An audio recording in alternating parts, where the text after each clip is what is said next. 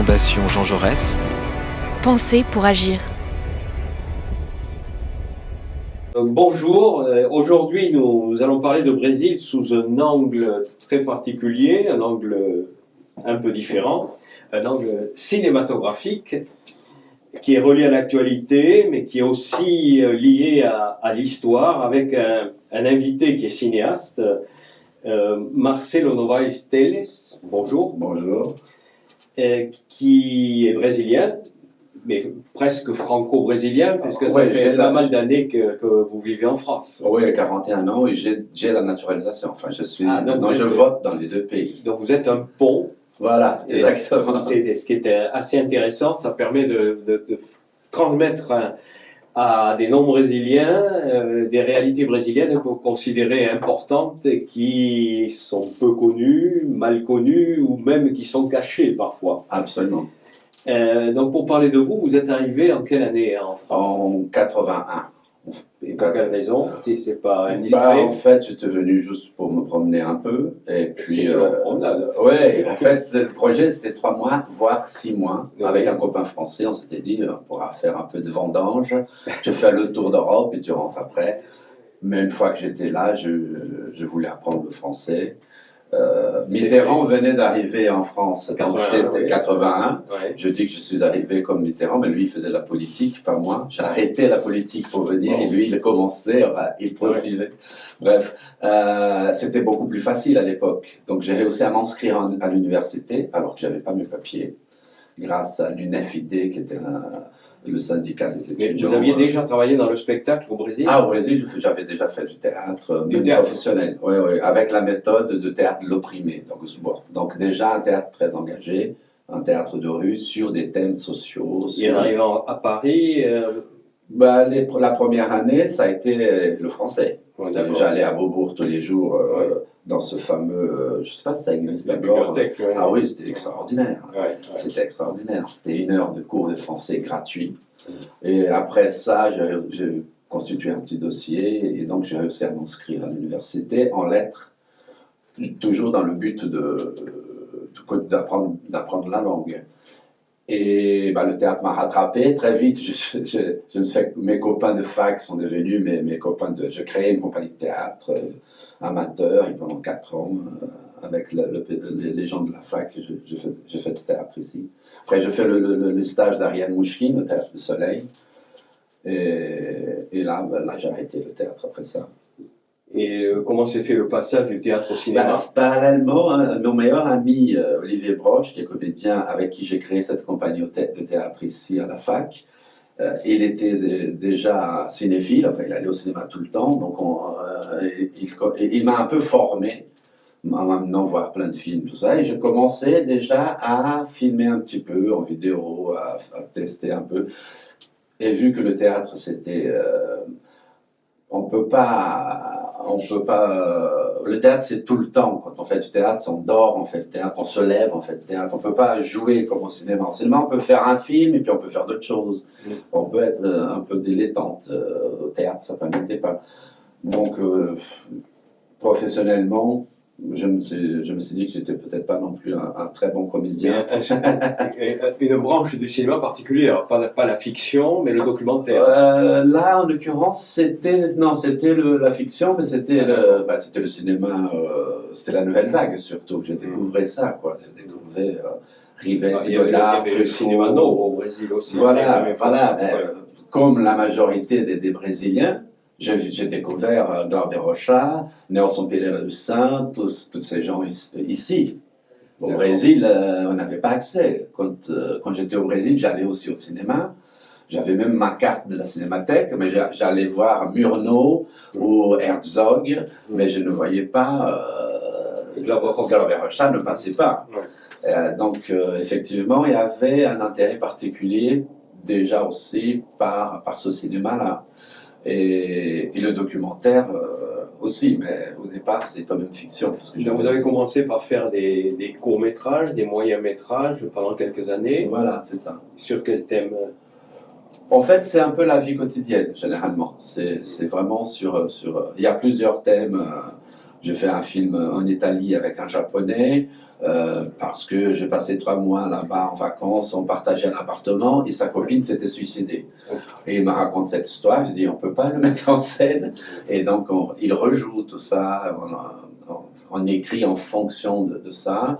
Après, je vais au Brésil tourner un film qui s'appelle La maison où je suis né, qui était vraiment la maison où j'ai grandi, mais pas la maison où j'étais né moi. C'était mon frère le plus petit qui était né dans cette maison. Et comme elle avait été laissée un peu à l'abandon, à un moment donné, je suis allé au Brésil avec une caméra, je pris ce frère et on a filmé le voyage de lui qui va justement vendre cette maison, régler les problèmes. Il part à la même occasion revoir les amis d'enfance. Et donc, en fait, Mais dans votre travail de formation, il y a aussi, il n'y a pas que la nouvelle vague. Ah non. Il y a un autre personnage très important oui, pour oui, l'Afrique, oui, oui. pour le cinéma, Absolument. qui vous a Absolument. marqué. Exactement, ouais. Ça c'est très important parce qu'à un moment donné, donc, j'ai voulu faire vraiment de cinéma. J'ai tenté le concours de l'école l'IDEC. Aujourd'hui, ça s'appelle la FEMISM, à l'époque c'était l'IDEC. Et je n'ai pas réussi. J'ai rencontré à l'occasion Mathieu Amalric, qui est donc qui est un de mes meilleurs amis. On a fait continué de faire des films ensemble. Il jouait dans mes films, j'ai joué dans Silesia. Et comme je n'avais pas fait d'école, j'ai commencé à fréquenter à la Cinémathèque française, à la salle à Chaillot, les conférences des gens rouges, effectivement, anthropologues et cinéastes, dont certains considèrent être le véritable père de la nouvelle vague en France, en fait. Même Godard disait ça, en tout cas. Puis pour lui, c'était Jean Rouge, parce que justement, c'était, comme Glauber Rocha, c'était l'idée d'utiliser la caméra comme un stylo. Glauber Rocha, il disait, pour faire du cinéma, il faut avoir une idée dans la tête, une caméra dans la main. Et en fait, ça colle bien avec le travail que Jean Rouch a fait en Afrique. Il avait son travail officiel d'anthropologue, mais après, comme c'était un cinéaste, et avec sa caméra, il nous a fait des sublimes films sur l'Afrique. On apprend beaucoup de choses sur l'Afrique. Alors on va sauter quelques étapes pour arriver à un long métrage. C'est le premier long métrage. Ouais, c'est le premier long métrage. L'exilé. Qui est passé sur Arte, je crois, en 2017. Exactement. Alors, l'exilé, c'est quoi? C'est qui? Alors, l'exilé, c'est moi. D'accord. J'ai voulu faire C'était à Paris au départ avec mon ami Mathieu Amalric. Je lui ai dit, lui, il voulait faire du cinéma qu'en pellicule. Moi, je lui ai dit, non, on peut faire un film de fiction en vidéo. C'est faisable.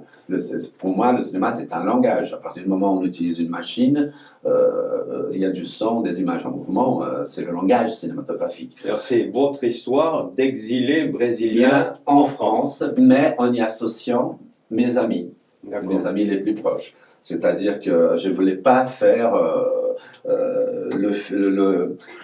ce film où moi je pense ceci, je pense cela. Enfin, mon point de vue sur le monde, je ne pense pas que ça soit très intéressant. Mais par contre, comment moi ou n'importe qui vit son moment de vie, sa réalité, ça me paraît intéressant. Et c'était ça que j'ai essayé de capter avec ce film, qui était donc plutôt une expérience cinématographique. C'était pas sûr du tout que ça fonctionne, mais finalement ça a bien fonctionné. Le film, il a fait plein de festivals. Il a été lancé au FIT de Marseille en 2017. Après, j'ai été à Téhéran. Et qu'est-ce qu'on peut retenir d'essentiel de ce film? Quel est j'allais pas dire le message, c'est peut-être un peu fort, mais enfin l'impression la plus importante qu'un spectateur peut tirer de ce film? Moi, je pense que c'est la capacité qu'a tout être à travers le quotidien, la culture, la langue. Il faut apprendre à bien parler les langues pour pouvoir s'insérer dans une nouvelle culture. C'est de devenir en quelque sorte un citoyen du monde. La France m'a permis d'exister autrement qu'un simple Brésilien. Enfin, c'est très enrichissant. Il y a ça. Après, il y a les thèmes que je traite dedans, qui m'étaient forts, comme la paternité. Moi, j'ai maintenant 62 ans, je n'ai jamais eu d'enfant. Mais le thème principal de ce film, c'est ça. Dans le film, on voit les enfants qui naissent. Donc, c'est l'histoire de quelqu'un qui est d'ailleurs et qui peut Est-ce que cet ailleurs, on en parle aussi dans le film, cet ailleurs brésilien? Oui, absolument, absolument. En fait, il y a une espèce de mélancolie. On est tout le temps dans ce truc. On est partagé. On est entre deux. Est-ce qu'on parle aussi du regard des Français sur un exilé brésilien? Non, parce que les scènes, elles sont les scènes de la vie quotidienne. Donc les gens sont avec moi. Il n'y a pas de... Là, il n'y a pas beaucoup de documentaires finalement. C'est un peu ce que faisait Jean Rouch encore une fois, c'est-à-dire qu'on ne voit plus la frontière. Le but de cette tentative cinématographique, c'était de où se trouve la frontière entre ce qui est documentaire, ce qui est fiction.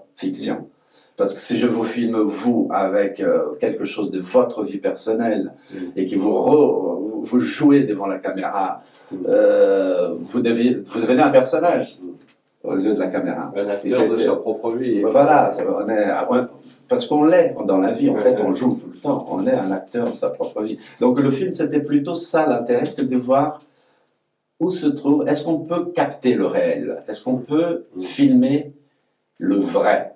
D'accord. Parce qu'à partir du moment où on écrit qu'un comédien en cinéma professionnel, il apprend par cœur, qu'on fait 15, 20, 30 prises du même plan, on fait du cinéma fiction traditionnel. Moi, je faisais très peu de prises.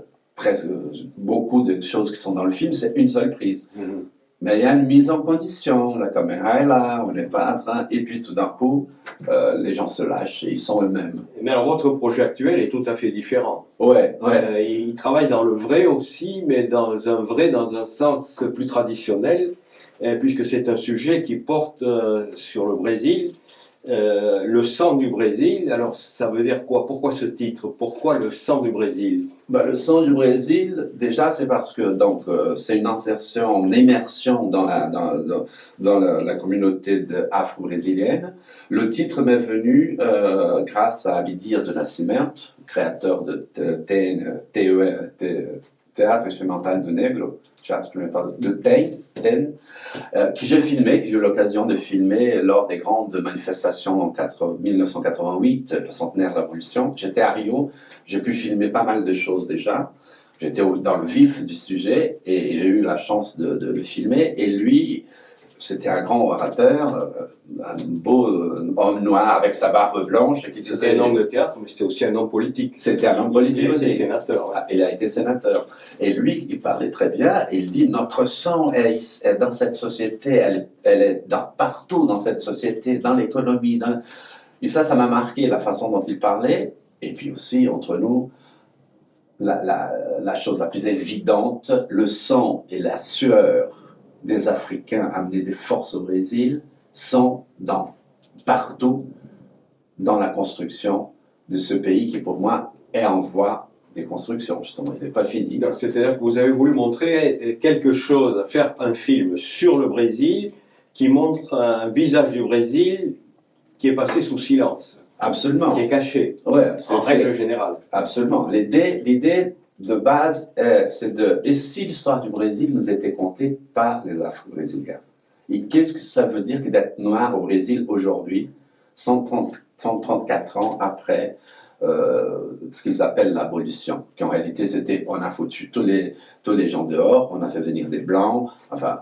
Et des Japonais. Et des Japonais, dans le but de blanchir la race brésilienne. Oui. On a créé une police qui est toujours la même aujourd'hui, qui était une police impériale, qui fonctionne comme l'armée. C'est pour ça que ça s'appelle la PM au Brésil, police militaire, qui tire à vue, à vue quand il s'agit des Noirs. On tue, tous les 23 minutes, on tue un jeune Noir au Brésil.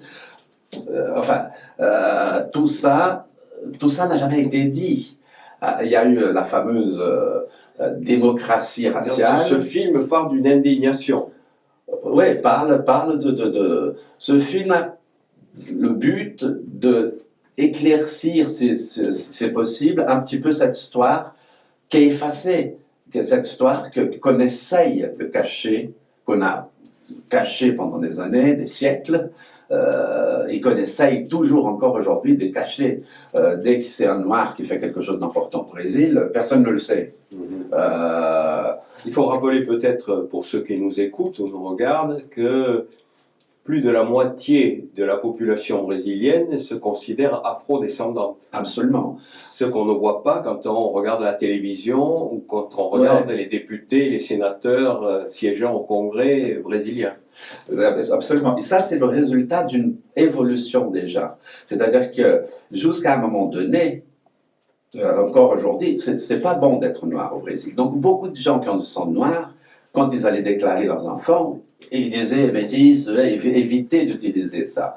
Dans les années 80, avec Gilberto Gil et puis Bob Marley, tous ces gens-là, dans la musique surtout, il y a eu cette histoire de ce mouvement de Black is Beautiful. C'est beau d'être noir. Et ça a commencé là et ça a augmenté le nombre. Et aujourd'hui, ça a évolué encore. Aujourd'hui, quand on dit entre 63 et 65% des Brésiliens sont noirs ou ont du sang noir, encore, je pense qu'on regarde vers le bas, parce qu'il y en a encore beaucoup qui ne veulent pas dire j'ai un noir dans ma famille, il y a des noirs dans ma famille. Mais ça, c'est aussi dû au fait que pendant 350 ans, c'était des esclaves et qu'on a passé tout ce temps aussi à dire aux gamins que c'était pas bien d'être noir. Enfin, les blagues sur les noirs, le fait de rapetisser, le fait d'écraser constamment. C'est quelque chose qui est revenu en première ligne, si je puis dire, avec le président actuel du Brésil. On ne peut pas dire que c'est quelqu'un qui rompt avec les lieux communs. Lui, s'il pouvait refaire une guerre du Paraguay, il l'aurait fait tout de suite, il aurait mis tous les Noirs au premier plan. Hein, parce qu'il envoie quand même, surtout à Rio, c'est pas pour rien, ils sont de Rio, hein, c'est une famille de milices de Rio, des bandits, hein, c'est des trafiquants, c'est le crime organisé a en fait pris le pouvoir. Le crime organisé, il n'est pas dans le bidonville. Moi, je rentre dans le bidonville avec une caméra, je filme les gens qui travaillent. Et si ces gens-là n'existaient pas, le nombre de morts serait encore plus grand, beaucoup plus grand. Donc il y a un vrai travail qui est fait à l'intérieur des communautés, par les gens de la communauté, vu que l'État les a laissés pour compte. Et alors ce sang du Brésil, comment vous allez le montrer dans votre documentaire ? Alors, comme je déteste les documentaires où les gens sont assis, on appelle ça les films assis, ils parlent en regardant la caméra, et généralement c'est des spécialistes, je ne suis pas trop pour les spécialistes, je préfère les gens du peuple qui disent ce qu'ils sentent, ce qu'ils ressentent. Ce que j'ai inventé, parce qu'il faut toujours inventer quand même, on écrit hein, dans un documentaire, ça s'écrit peut-être même plus qu'une fiction, parce qu'il y a des choses qu'on ne maîtrise pas. Mais il faut écrire quand même, il y a un narratif, il faut écrire quand même la manière avec laquelle on va conduire le récit. Voilà. Et pour ça, j'ai pris un comédien, qui n'est pas comédien professionnel, qui est surtout un peintre de street art, de rue, qui a un travail très important, et qui est métis, et qui lui-même est dans son travail dans une quête d'identité. Parce que tout le monde est en quête d'identité, en quête en quelque sorte. Mais au Brésil, pour quelqu'un qui est métis, la quête, elle est longue. C'est plus compliqué, parce que déjà, personne ne sait d'où il vient. On ne sait pas de quelle ethnie, de quel pays d'Afrique, tout a été effacé. Officiellement même, comme Rui Barbosa a effacé... en 2 ans après l'abolition de l'esclavage, les archives ont été brûlées. Voilà, donc je suis parti de cette idée-là que un jeune homme, enfin il a 30 ans, un jeune homme qui est artiste, va se promener dans une partie du Brésil. C'est pas la peine de faire tout pour comprendre l'histoire du Brésil, elle est la même partout. Hein. Même s'il y a plus de Noirs à Salvador, à San Luis de Maranhão et à Rio que dans les autres points, l'histoire est la même. Et donc c'est pas la peine non plus, c'est pas un film anthropologique. C'est l'histoire d'un jeune homme qui part en quête pour apprendre un peu sur... Et qui va rencontrer au fur et à mesure de son trajet, c'est une espèce de road movie, il va faire des recherches sur Internet. Ce qui veut dire que dans chaque endroit, il va repérer des traces. Voilà. Et à la fin du film, on devrait avoir reconstitué la mosaïque. Voilà. Moi, dans le dossier, j'appelle ça un patchwork. Au Brésil, en France, je sais pas, il y a un truc qui s'appelle coxa de retalhos. C'est pour ne pas jeter les petits bouts de tissu de toutes couleurs. On les coud les uns aux autres et ça fait un couvre-lit. Voilà. Le film, c'est ça. C'est une espèce de couvre-lit. Voilà, des petites choses. C'est une belle image. Et où en est la fabrication du film? Alors, j'étais en repérage en novembre de l'année dernière pour pouvoir reprendre contact, parce qu'en 88, quand je suis allé filmer, sans production ni rien, j'ai filmé les personnages les plus importants. Ils étaient déjà tous assez âgés.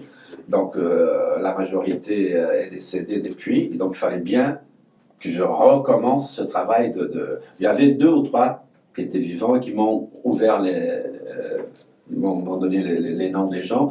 Donc j'ai rencontré plein de gens, j'ai vu un petit peu comment ça avait évolué. Les politiques, enfin le travail du mouvement noir organisé avec les politiciens, mais aussi la jeunesse qui a beaucoup évolué avec Internet. Ils pensent autrement, les gens. Et là, on ne va pas pouvoir les cacher si facilement parce qu'il y a... Donc je fais ça et puis ensuite là en mars nous sommes allés 4 semaines et on a filmé déjà quelques rencontres, j'appelle ça des rencontres plutôt que des interviews, et on a monté 3 de ces rencontres qui fonctionnent très bien, une qui fonctionne plus ou moins, il va falloir revoir la personne, et après il y a des personnages. Comme le film, c'était important de le faire comme ça, par tranche, parce qu'il fallait que je me remette dedans. Le sujet est beaucoup trop vaste pour pouvoir essayer de dire on va arriver à faire un film en un mois. C'est pas jouable. C'est pas un reportage, justement, c'est un documentaire. Et parmi ces gens-là, il y en a qu'on a envie de suivre encore. Il y en a un qui est candidat, qui fait un travail très important avec l'éducation dans les quartiers défavorisés, et qui est candidat pour le PT, à un député de São Paulo. Il y a une autre qui est députée à Rio. Donc en politique, déjà, il y a ces 2 personnages qui nous semblent intéressants. Voilà. Après, j'essaie de filmer dans la conseil São Evaristo, l'écrivaine, qui est pour moi la plus importante écrivaine des dernières décennies. Et voilà, pour nous parler aussi. Parce que dans le film, quand je parlais de patchwork, et pour qu'on comprenne que le Brésil n'existe pas sans l'apport culturel africain, il faut qu'on puisse parler du tout. De la cuisine, de la musique, de la littérature, et forcément de la politique aussi, parce qu'ils se battent pour survivre, quoi. Et de la police. J'ai même un métis qui parle très bien, qui raconte très bien l'histoire de la police, un monsieur qui connaît très bien. Et vous pensez terminer votre travail dans quel délai? Au tout début, on pensait le terminer là en octobre, avant les élections, mais les élections présidentielles au Brésil, qui a lieu 2 octobre. 2 octobre, voilà. Mais là, c'est pas jouable, c'est vraiment un travail de longue haleine, et puis il faut que le producteur puisse trouver des financements aussi. Et donc, on essaye de le terminer pour mars, parce que comme ça, il y a les grands festivals européens. Le film, il est aussi très destiné à l'Europe, hein. Il y a ça qui est important, c'est un film sur la résistance des Afro-Brésiliens. C'est un film fait par quelqu'un qui est un pont, un exilé. Voilà, c'est quand même un Brésilien qui vit ici depuis longtemps et qui est des 2 côtés du pont. Absolument. Et dans le but aussi d'en finir avec cette fausse image, les images d'Épinal, pour en finir avec ce qu'ils appelaient la démocratie raciale. C'est un film de dévoilement.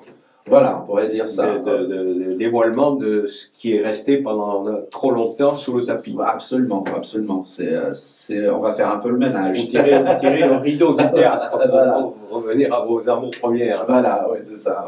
On va voir les coulisses. On va voir ce qu'il y a derrière le rideau, voilà. Coulisses. Aux coulisses, on passe aux coulisses. Ouais. Parce qu'il y a même une expression brésilienne qui dit lugar de negro é na cozinha.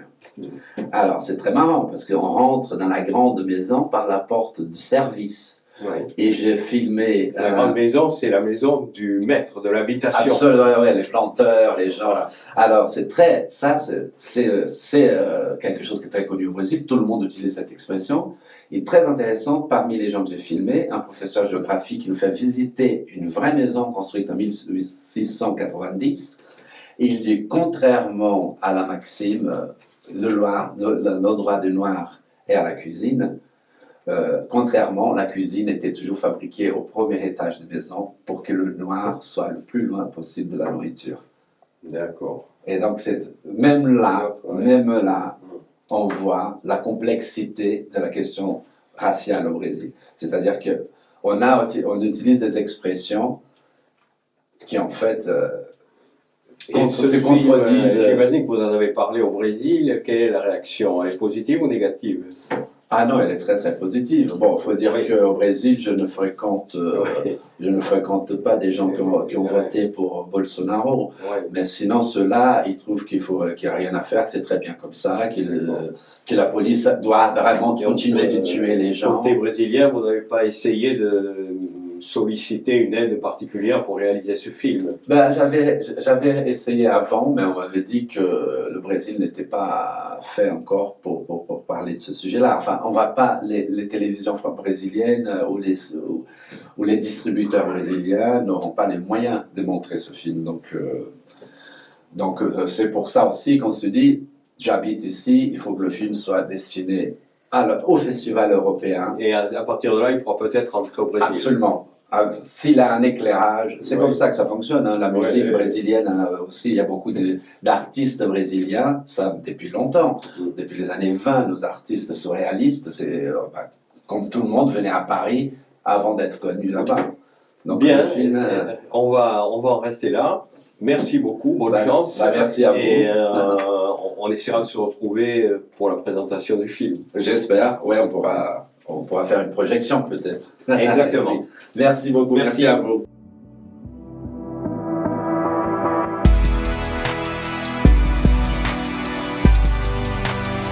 Fondation Jean Jaurès. Penser pour agir.